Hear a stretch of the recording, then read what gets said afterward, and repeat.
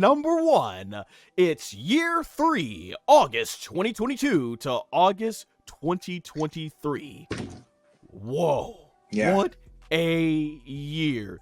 You want to talk about storytelling, and both Aaron and I both chose this as our number 1. Yeah, you easily. want to talk about storytelling from top to bottom, and honestly, if I had to really narrow it down to one name, Sami effing Zayn. Bingo. Who would have thought Sami Zayn would add so much life to the Bloodline Yep. and make these performances? He made everything. Just to go through here. So we had the Roman Reigns Clash at the Castle with him and Drew McIntyre. Another fantastic, compelling match. Had me on the edge of my seat, but of course Roman Reigns wins. Now at the time, I was disappointed with that because I'm like, oh man, if Roman's going to be gone, then we might as well put the title on Drew. But thankfully, Roman would be around a lot more than we thought. And this would lead. Oh yeah, let me get into this one. Oh, this promo here.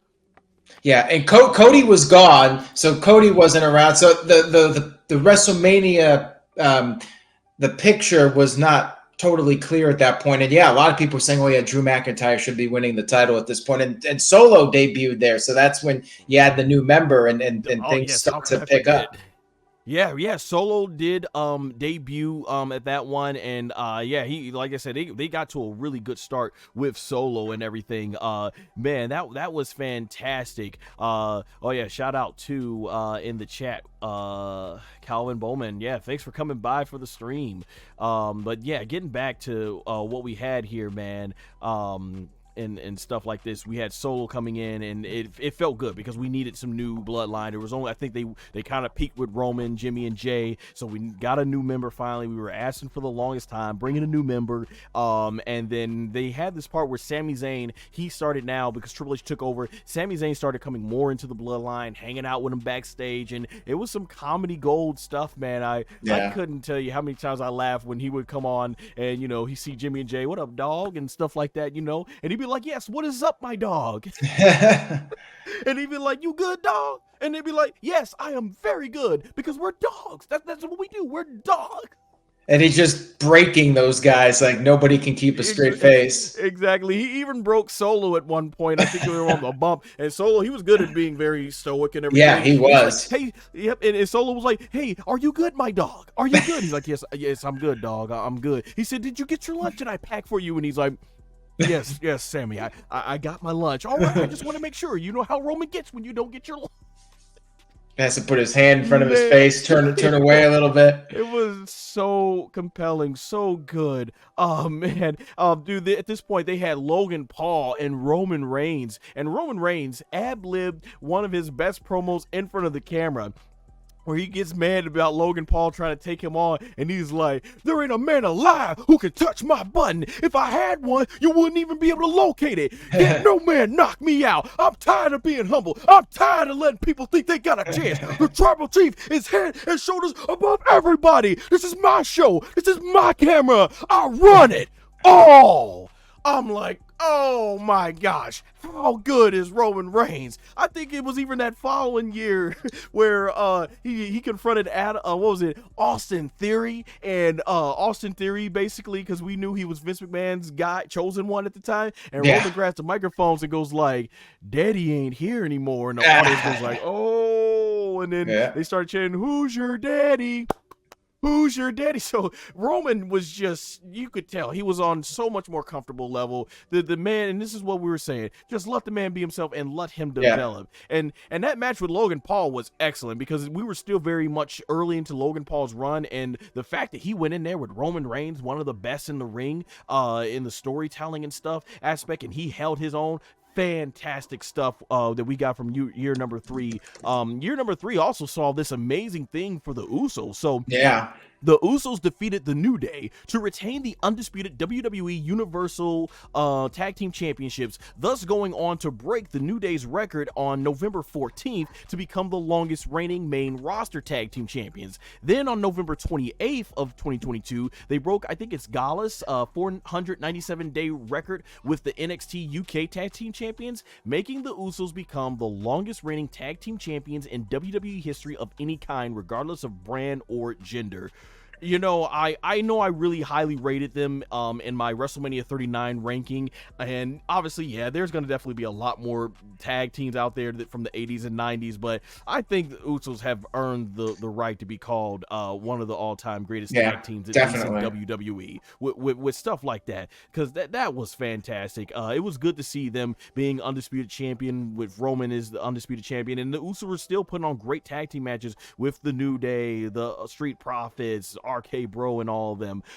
And we get to the Survivor Series 2002. Before Survivor Series, once again, another great segment. How awesome was that segment when Roman was basically getting all in Sammy's face, and Yeah. it looked like it wasn't going. Yeah, no, everybody was liking Sammy's antics, but Jey Uso, he was mad, and Right. that's what I love. I love that Jimmy's Layers. like, yeah, Sammy, you're cool, and Solo was just like, I'm whatever, and Paul's up there laughing and couldn't believe his antics. Roman's up here laughing, but not Jay. And then Sammy, was it the part where they said, now come on, I think he got the Honorary Uce shirt. No, before that, Paul, I think they say, you know, you're welcome into the group, and Jey Uso's like, he up here trying to come in between my family and stuff. And they said, but the tribal chief said, I don't give a damn what the tribal chief said. And all the audience like, oh, I'm like, oh, and Roman had that look like, what? And Roman's getting in Jey Uso's face, and Sammy gets in between his peacemaker. He said, come on now, he's not feeling very Ucy right now. And you see Jay's expression go, Right. and then Roman starts laughing, and that poor Jay, he was dying to get out of there. His face was red, like he's sitting there holding like what does he hold his mouth for? He's like, and he's like, he's not just feeling very Uso at all. And man, Jay, he just so badly, he's trying to play the heel, but in the angry heel, but he's like, man, he's just trying to hold it in. And they eventually give the Honorary Uce, I think, after Survivor Series to him, and just Sammy coming out there dancing to the Bloodline music was good stuff, and showing like, I'm the Honorary Uce. Man, just fun stuff that they were doing with that. And things got serious at Survivor Series when Roman wanted to know, okay, are you on our side or no? And he hands the victory of Kevin Owens over to Jey Uso, and that's where Jey Uso picked him up and hugged him, and the Bloodline was united, and they were a group of 5, and man, it was fun. It almost felt like, okay, I didn't want this moment, and I was having so much fun, but we knew with Cody coming back, they're gonna get there, and we get to Royal Rumble, where fantastic storytelling. Obviously not the best among Roman Reigns and Kevin Owens matches, but we didn't know which way it was gonna go, and I didn't know. I was shocked when Sami Zayn took the chair and hit Roman Reigns in the back, and I was like, oh, so they're gonna have Sami turn on him. And then when you think you've got it figured out, they change another part of the story where Jay, now he kind of wants out of the Bloodline because he doesn't think it was right, and he was the one that was against him the most. And like, man, what a compelling story going into WrestleMania 39, and this eventually leads to Sami Zayn and Roman Reigns going at it one-on-one, which I kind of thought they kind of rushed into, because like next week Sammy's like, all right, I want that championship match, because it was so close to the Rumble. Just like I thought Jey Uso, I forgot to mention this in year 1, by the way, Jey Uso, I thought he turned to Roman Reigns' side too quickly, because at the beginning of the show he's like, I hate you, why you do this to me? And at the end he's like, I understand, Uso, I understand, you the tribal chief, you. And I'm like, okay. At least when Jimmy Uso came back, he was like, yo, you ain't gonna be talking down to me like you do my brother and stuff. And I'm like, and they actually slowly build up to Jimmy finally coming on Roman's side. So I should say that, but once again, the performance is still great, that I can still look past that. WrestleMania 39, incredible match with Roman Reigns and Cody Rhodes. Like I said, if I knew Roman, I knew they had to get Roman to 1,000 days, but they didn't even build up any suspense by it, and I think that was a really lost opportunity. Just like that when they had the opportunity to do Bobby Lashley versus Roman Reigns, or the Bloodline versus Hurt Business when they were the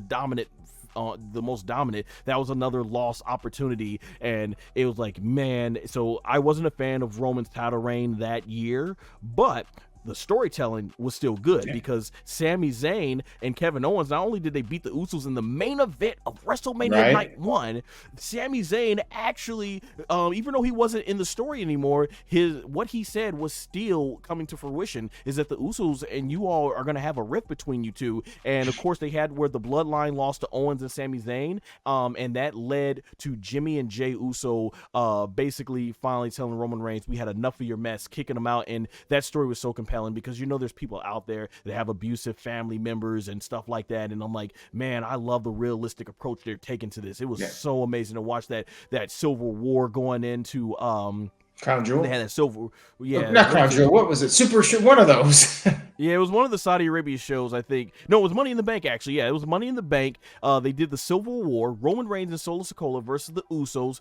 Match kind of started off slow, which I don't mind, but I just thought it was way too one-sided at the beginning. But then it really picked up in the second half, and it was the shocker of Jey Uso getting the pinfall win, 1-2-3 over Roman Reigns. Like, oh, so this story, even though the title's not being involved, this story's getting bigger and bigger and bigger. And we get to SummerSlam because obviously, Aaron, both you and I had to make sure that we at least witness one because that was the reason I mostly went, because I'm like, I want to make sure I witness Roman Reigns reign, at least one pay-per-view match with Roman Reigns and stuff during this era. Was that the same reason you wanted to go to SummerSlam as well? Well, also it's like 30 minutes away.